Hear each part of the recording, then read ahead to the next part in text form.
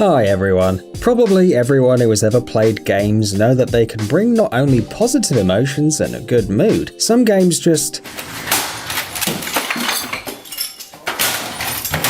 Well, today we've picked for you the most annoying and difficult games that can drive anyone up the wall. Of course, maybe some of our viewers will find these games not quite annoying or even easy. Well, as they say, everyone has their own helicopter mission. Let's get it on.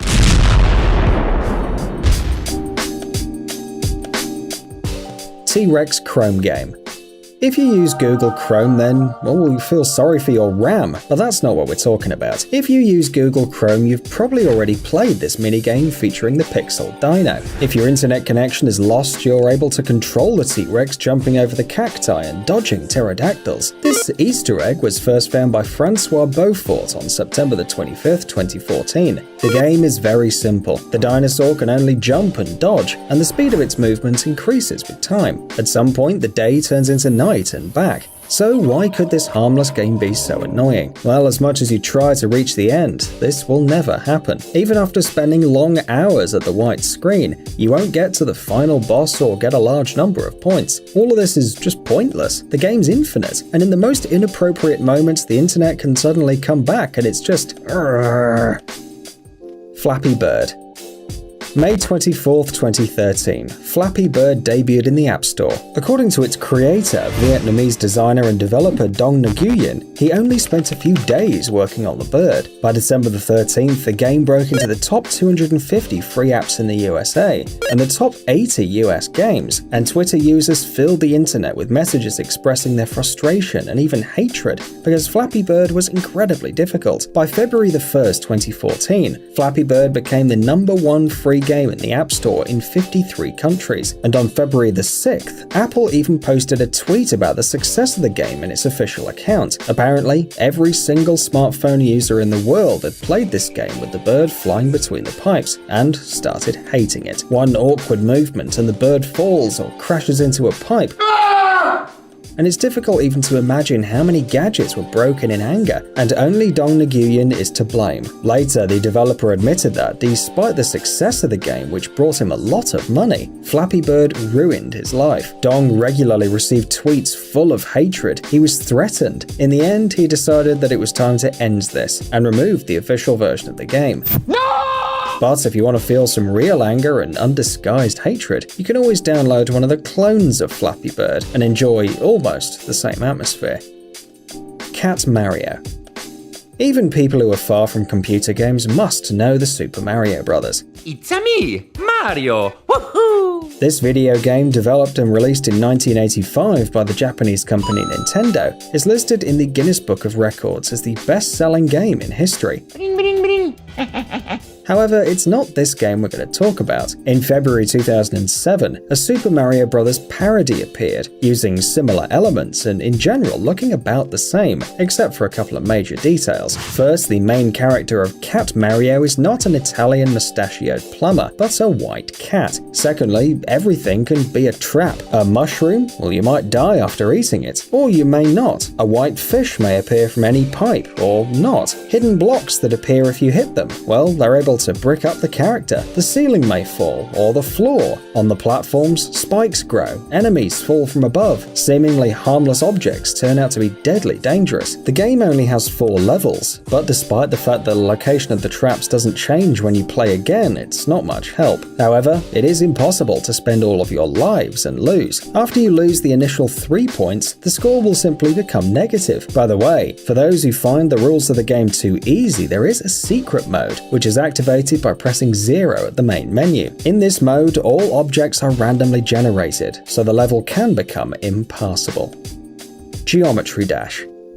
This colourful series of arcade games released in 2013 consists of 38 levels with unique background music. No complicated stories either. You're a bright square that moves forward with constant speed through various obstacles. Of course, you need to jump or dodge the obstacles. In other words, do whatever it takes to get to the end of the level. It sounds not that difficult, but the speed of the square is really high, and once the square hits one of the obstacles, the level starts over again, every single time.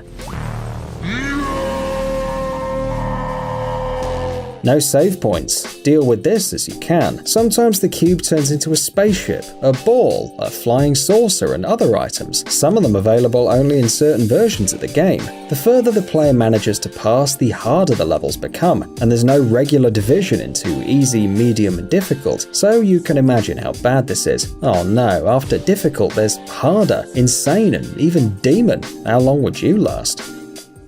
I Wanna Be the Guy. An adventure 8-bit platformer.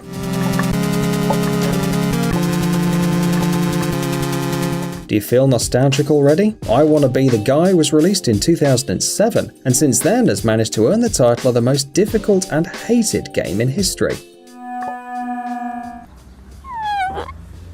It seems that even the design of the levels is trying to make you go bananas. Most gaming locations are designed to kill your character, despite his efforts to survive. In addition to traditional hazards such as spikes and pits, there are others, less visible, most of which are impossible to overcome without knowing about them in advance. Everything, literally everything in this game can kill you, especially in those moments when it seems that the worst is behind you, and now you can finally relax a bit. Everyone who managed to get through I Wanna Be the Guy is a hero, and we don't even know anyone that could compete with them in coolness.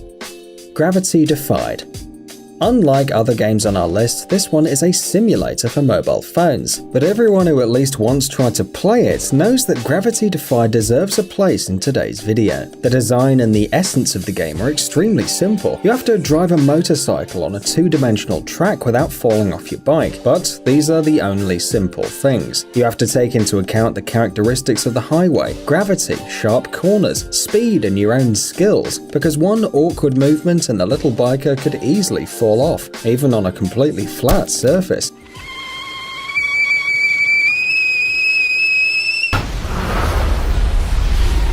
Perhaps this game can teach the user two things: patience, for one, and the fact that phones are very easy to break if you throw them at the wall.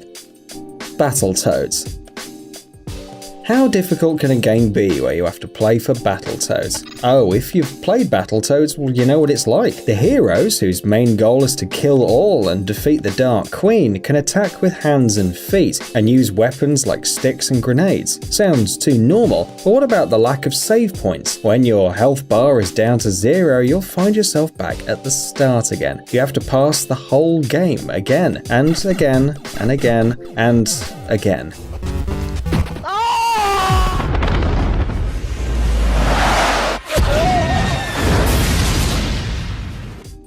Contra. How about a character dying, like in real life, because of a single bullet? 3 lives, lots of enemies that can change depending on the level, and are completely unpredictable. Awesome bosses. You could have all this already in the late 80s, in a truly cult game known as Contra, and it was freaking difficult to play. Only truly strong people coped with all the levels. However, nothing's impossible with proper skill. It's said that you can pass the whole game without killing a single enemy, except the bosses, in 9.5 hours. No, we don't know how anyone could come up with that. Counter-terrorists win. VVVVVV.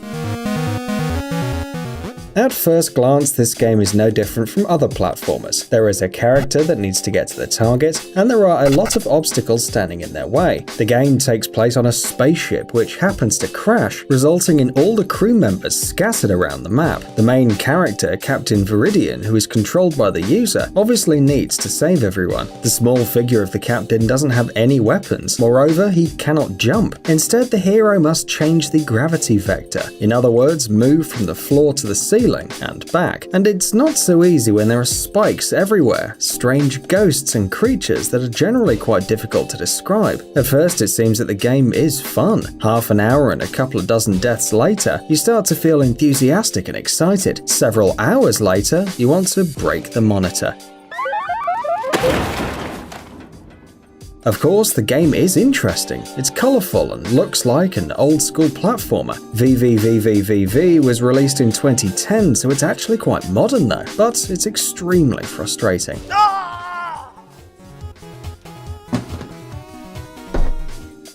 Getting over it.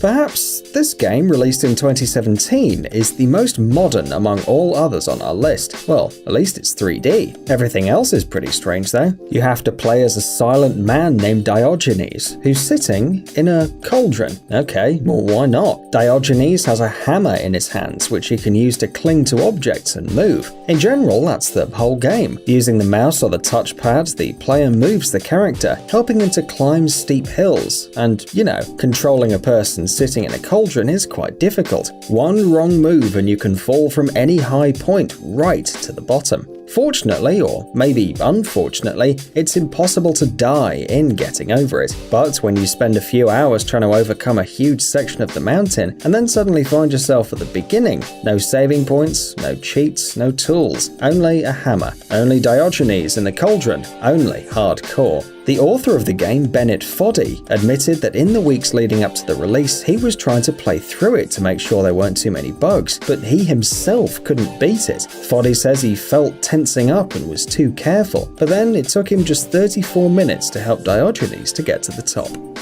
Psst, dude, are you looking for new technologies and great gadgets? Are your thoughts focused on the future? Do you love huge vehicles and can't imagine your life without robots around you? Then visit TechZone and you'll find all this and more. The link is in the description. You interested? Great.